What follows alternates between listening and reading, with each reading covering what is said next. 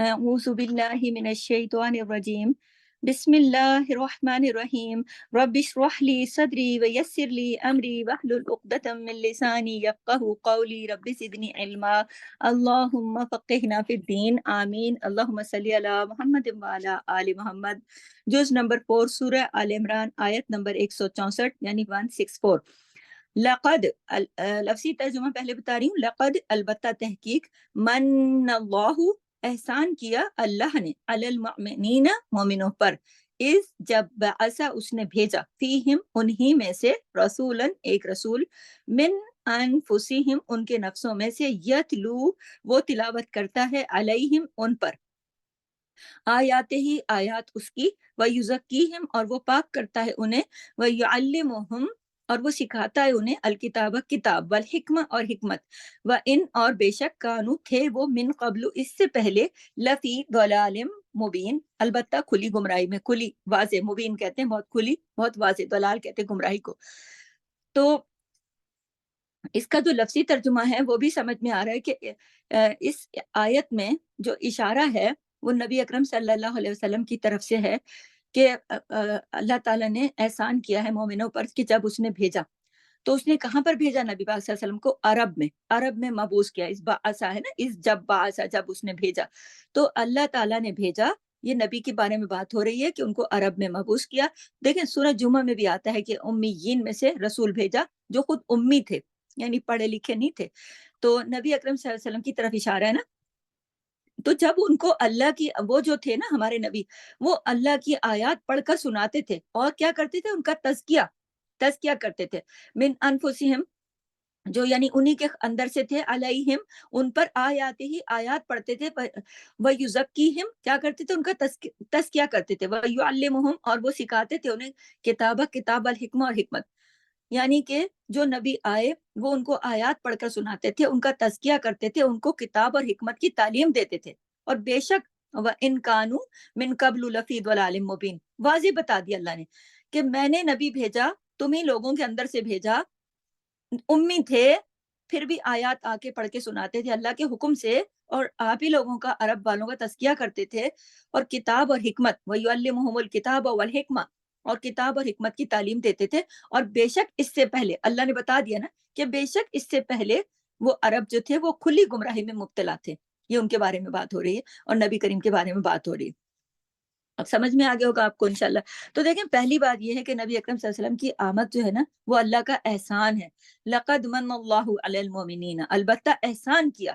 یہ دیکھیں نا اللہ نے خود بتا دیا نا کہ میں نے تم پر احسان کیا، اور یہ احسان ماننا چاہیے. یہ اللہ کا بہت بڑا احسان ہے اور اس احسان کو احسان سمجھنا چاہیے. دیکھیں جب کوئی احسان کو احسان مان لیتا ہے نا تو پھر تبھی تو وہ احسان پر شکر گزار بھی ہوتا ہے.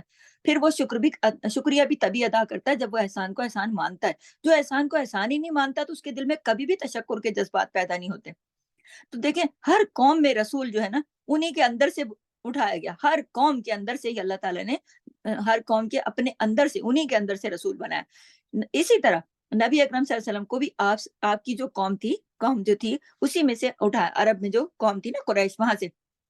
لیکن آپ صرف یہ دیکھیں کہ فرق کیا ہے. فرق یہ ہے کہ نبی اکرم صلی اللہ علیہ وسلم صرف اپنی قوم کے لیے ہی نبی بنا کر نہیں بھیجے گئے، بلکہ پوری دنیا والوں کے لیے رسول بنا کر بھیجے گئے. پوری دنیا کے لیے وہ رحمت بنا کر بھیجے گئے، اور آخری، اور پھر ان کے بعد کوئی نہیں آنے والا. تو انہی کے اندر سے اللہ تعالیٰ نے جو اٹھایا نا کہ اللہ تعالیٰ نے کہا نا کہ تمہارے اندر سے ہی اس بعث فیہم رسولا من انفسہم، کہ ایک رسول میں نے تمہارے اندر سے ہی بھیجا. اس کا فائدہ یہ ہوتا ہے کہ اجنبیت نہیں ہوتی. ورنہ تو آپ کو پتا ہے نا جب کوئی ہمارے علاقے کا ہو تو پھر زبان کا ہو تو ہمیں اس کے ساتھ کتنا ہم ایزی ہو جاتے ہیں. ورنہ کیا ہوتا ہے نئے لوگوں کے ساتھ نئی چیز ہم ایڈجسٹ ہونے میں ٹائم لگاتے ہیں. بہت سی چیزوں کا درمیان میں فرق ہو جاتا ہے. اس لیے جب بندہ اندر کا ہوتا ہے نا، انڈرسٹینڈنگ اچھی ہو جاتی ہے، قربت ہو جاتی ہے، جانکاری ہو جاتی ہے، وہ اپنا اپنا لگنے لگتا ہے ہر وہ بندہ جو زبان بولتا ہے. ہماری ایک مادری زبان ہوتی ہے نا، اس زبان کے اندر کہیں پر آپ کو آواز آئے نا، کہیں آپ کسی مجمع میں ہو، کدھر بھی ہو، آپ کو آواز آئے گی نا مختلف زبانوں کی، آپ کبھی بھی نہیں چونکو گے. آپ کو کبھی بھی دوسروں کے اوپر اپنائیت نہیں لگے گی. لیکن آپ کی اپنی زبان میں جیسے ہی کسی دنیا کے حصے میں آپ کھڑے ہو اور آپ سے کوئی اپنی زبان میں آپ کو آواز آ جائے یا کوئی اپنی زبان کا بندہ ہو تو آپ کو اپنائیت فیل ہوگی، ایک دم وہ اپنا لگے گا. یہ حکمت ہے اس کے اندر. تو نبی کریم صلی اللہ علیہ وسلم کو اللہ تعالیٰ نے اندر ہی سے، ہر نبی کو انہی کی قوم میں سے اٹھایا تاکہ کوئی نبی ان کو اجنبی نہ لگے، اور یہ اس کی بات کو آسانی سے سمجھے بھی، کیونکہ دیکھیں اپنی زبان تو ہر کسی کو سمجھ آتی ہے نا. تو نبی پاک صلی اللہ علیہ وسلم نے آ کر سب سے پہلے کیا کیا؟ یتلو علیہم آیاتہ، یہ کیا نبی کریم صلی اللہ علیہ وسلم نے، اللہ کی آیات پڑھ کر سنائی. تو دیکھیں تلاوت جو ہے نا، یہ ہے آیات کا پڑھنا، اور اس کے 3 طریقے ہیں. ٹھیک ہے، نمبر 1 ہوتی ہے تلاوت لفظی، نمبر 2 ہوتی ہے مانوی، اور نمبر 3 ہوتی ہے حکمی. لفظی تلاوت جو ہے نا، نمبر 1 جو ہے اس کا پڑھنا یہ ہے کہ جس طرح جبریل علیہ السلام نے قرآن کے الفاظ جیسے آپ صلی اللہ علیہ وسلم تک آ کر پہنچا دیے، آپ نے بالکل اسی طرح جو آپ نے سنا وہ آپ نے آگے پہنچا دیا. مختلف موقعوں پر آپ نے سنایا، جمعے کے خطبوں میں آپ نے سنایا، جمع ہوتے تھے لوگ جہاں آپ قرآن پڑھ کر سناتے تھے، مطلب آپ تلاوت کرتے تھے، پڑھ کے سناتے تھے. یہ ہو گیا پہلا طریقہ. دوسرا طریقہ ہے مانوی طریقہ.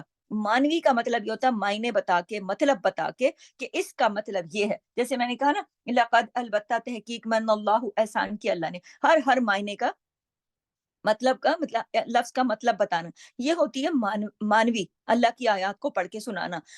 یعنی کہ اللہ کی آیات پڑھ کے سنانے کے بھی 3 طریقے ہیں، ایک وہ والا جو میں نے پہلے بتا دیا، یہ والا دوسرا، اور تیسرا حکمی طور پر، یعنی آیات کے اندر جو اللہ کے احکامات ہیں، اللہ تعالیٰ نے حکم کیا دیا اس کے اندر، وہ پڑھ کے سناتے تھے ہمارے نبی، وہ بھی سمجھاتے تھے ہمارے نبی لوگوں کو، کیونکہ اللہ نے آپ کی یہ ذمہ داری لگائی تھی کہ آپ بیان کریں، لوگوں کو کھول کھول کر بتائیں کہ قرآن کی آیات کیا کہتی ہیں.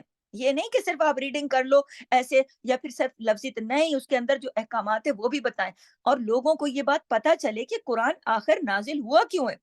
تو اس بات سے دیکھیں پتہ چلتا ہے نا صاف کہ آپ صلی اللہ علیہ وسلم نے 3 طریقوں سے تلاوت کی، 3 طریقوں سے قرآن کو پڑھ کے سنایا، الفاظوں میں بھی پڑھ کے سنایا، معنوں میں بھی پڑھ کے سنایا، اور پھر اس کے پڑھنے کے بعد انہی کی اپنی زبان میں اس کے احکامات بھی بتائے کہ قرآن یہ کہتا ہے، اس کا یہ مطلب ہے، حلال کیا ہے، حرام کیا ہے، یہ بات ہے. یہ بیچ بیچ میں نبی کریم نے حدیثوں کی مدد بھی لی، حدیثیں بھی بیچ بیچ میں کوٹ کی. ٹھیک ہے، یہ تو ہو گئی یتلو علیہم، ان پر تلاوت کرتے رہے. پھر دوسرا کیا تھا؟ آیات تو آیات ہو گئی نا قرآن کی، وہ یزکیہم، اور پھر تزکیہ کیا آپ نے. یہ دوسری چیز ہے تزکیہ کرنا. تزکیہ 2 طرح سے ہوتا ہے. نوٹ کیجئے کہ تزکیہ جو ہے نا وہ ایک حسی ہوتا ہے، ایک مانوی ہوتا ہے. حسی تزکیہ کون سا ہوتا ہے؟ حسی تزکیہ ہوتا ہے کسی چیز کو بالکل ظاہری طور پر پاک کرنا، ظاہری طور پر نا، جیسے وضو کر رہے ہیں، غسل کر رہے ہیں، طہارت وغیرہ کے جو احکامات ہیں، یہ حسی تزکیہ ہوتا ہے. اور ایک تزکیہ ہوتا ہے مانوی تزکیہ. یہ صرف ظاہری صفائی نہیں بتاتا، بلکہ آپ صلی اللہ علیہ وسلم نے اندر کی، یعنی آپ صلی اللہ علیہ وسلم نے وہاں کے لوگوں کے ایمان کے اندر جو منافی چیزیں تھی نا، ایمان کے منافی، یعنی کہ جو ایمان کو خراب کر رہی تھی، مثلا شرک تھا، کفر تھا، نفاق تھا، ان دشمنیاں تھی، کتنا دلوں میں بغض، کینے، حسد، جلن کڑن، کتنی بیکار چیزیں اندر بھری پڑی تھی. تو اللہ کے نبی نے پھر آپ کا تزکیہ کیا، ان کو نکالا. اخلاق کے خلاف تھی نہیں یہ جو چیزیں میں نے ان کا ذکر کیا، ان ساری چیزوں کو دور کیا. دل کے اندر کی خرابیاں، یہ ساری بیماریاں، یہ حسد، بغض، کبر، یہ جلن کڑن، غصہ، نفرت، یہ ناپسندیدہ چیزیں ہیں ساری، تو ان چیزوں کو اللہ کے نبی نے دل سے نکالا. یہ ہے تزکیہ. تو گویا ظاہر اور باطن دونوں کا تزکیہ کیا. تو اور تیسری، پہلی چیز تو تلاوت ہو گئی، دوسرا تزکیہ ہو گیا. تیسری چیز کیا کی کہ یعلمہم الکتاب، یعنی تیسری چیز کیا کی کہ ان کو کتاب کی تعلیم دی. پھر وہ یہاں پر معلم بن کر سامنے آئے. تو دیکھیے کہ کتاب کی تعلیم بھی انہوں نے 3 طریقے سے دی نا، جیسے میں نے پہلے بتایا کہ لفظی، اور پھر مانوی، اور پھر حکمی. تو جیسے یہ میں نے آپ کو تلاوت کر کے بتایا نا کہ پہلے میں نے آپ کو جیسے پڑھ کے بتایا کہ لقد من اللہ علی المؤمنین اذ بعث فیہم، کہ اللہ تعالیٰ نے احسان کیا مومنوں پر کہ جب اس نے بھیجا آپ اس میں سے رسول. تو تلاوت ہو گئی. پھر یہ کہ اب یہ دیکھیے کہ آپ اس فرق کے بارے میں سوچ رہے ہوں گے نا کہ آخر فرق کیا ہے، تلاوت اور تعلیم میں کیا فرق ہے. تعلیم بھی 3 طرح کی ہوتی ہے. جو تلاوت ہو گئی نا 3 طرح کی میں نے بتائی ہے نا، اور تعلیم بھی آگے سے 3 طرح کی ہوتی ہے. تعلیم بھی، یہ غور کیجئے. اب سوچئے کہ آپ سوچ رہی ہوں گی یقیناً کہ فرق کیا ہے. اب میں آپ کو فرق بتاتی ہوں. ایک ہوتی ہے تلاوت، ایک ہوتی ہے تعلیم. یہ غور کیجیے گا، ایک ہوتی ہے تلاوت، ایک ہوتی ہے تعلیم۔ تلاوت کیا ہوتی ہے؟ تلاوت ہوتی ہے کسی بھی مجمع کو بٹھا کے، کسی بھی لوگوں کو بٹھا کے، یہ بندے بیٹھے ہوئے ان کے سوری یہ لوگ بیٹھے ہوئے، ان کے سامنے آپ نے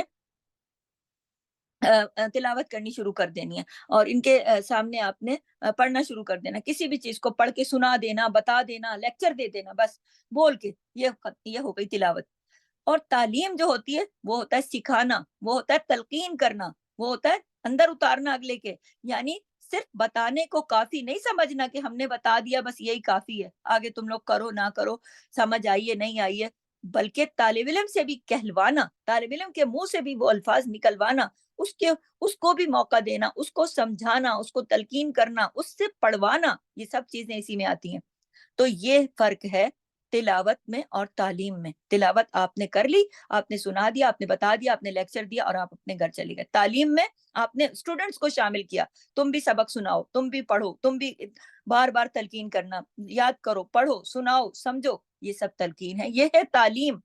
تو دیکھیے تلاوت ایسے ہے نا جیسے لیکچر دے دیا، سب کچھ ایک ساتھ بتا دیا اور ختم بات۔ تعلیم کیا ہے؟ طالب علم کو اس قابل بنانا، یہ نوٹ کیجئے کہ تعلیم طالب علم کو اس قابل بناتی ہے کہ وہ خود اس کو آگے پھر لے کے چلے، پھر وہ دوسروں کو بھی وہ تعلیم دے سکے۔ یہ اگلے مرحلے پر طالب علم اس قابل ہو جائے کہ خود سکھائے، خود دینے کے قابل ہو جائے، تو یہ چیز جو ہے وہ تعلیم دیتی ہے۔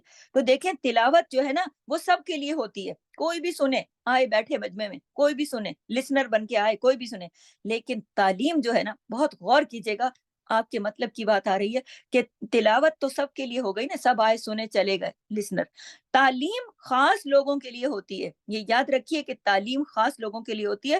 تو صحابہ کرام میں بھی بعض ایسے تھے کہ جنہوں نے آگے چل کر علم کے میدان میں بہت زیادہ خدمات انجام دی، کیونکہ تعلیم حاصل کی نا انہوں نے باقاعدہ۔ جیسے آپ نام سنتی ہیں نا، ابو ہریرہ، ابن عباس، ابن مسعود، ابن عمر، یہ دیکھیں کتنے نام آتے ہیں، اصحاب صفہ کا نام سنا ہوگا، دیکھیں بہت سارے ایسے لوگ تھے۔ مسجد نبوی میں ایک چبوترا بنا ہوا تھا، اس کے اوپر یہ اصحاب صفہ نے تو آ کے بیٹھ یہیں پر اپنی زندگی لگا دی تھی، اپنا گھر بار چھوڑ کے نکل کے یہاں پہ آ کے بیٹھ گئے تھے اور مسلسل علم حاصل کر رہے تھے، دور چلے جاتے، بار بار آتے جاتے، تو ان کے لیے مشکل تھا علم حاصل کرنا، انہوں نے اپنا سب چھوڑ کے اپنا پورا وقت علم حاصل کرنے پہ لگایا۔ تو طریقہ یہ تھا کہ وہاں پہ نبی کریم جب نماز پڑھا لیتے تھے نا، تو نماز کے بعد نبی کریم لوگوں کو علم سکھاتے تھے فوراً نماز کے بعد۔ جب آپ تشریف لے جاتے تو جب آپ چلے جاتے، تشریف لے جاتے وہاں، تو پھر صحابہ ایک دوسرے کو سناتے، جب نبی کریم تعلیم دے کے چلے جاتے پھر صحابہ ایک دوسرے کو سبق سناتے تھے، ایک دوسرے سے مذاکرہ کرتے تھے، پختہ کرتے تھے علم کو، اور حدیث کو بھی زبانی یاد کرتے تھے جو نبی کریم بیچ میں کوٹ کرتے تھے نا، اور یعنی قرآن جو یاد کرنے والے تھے،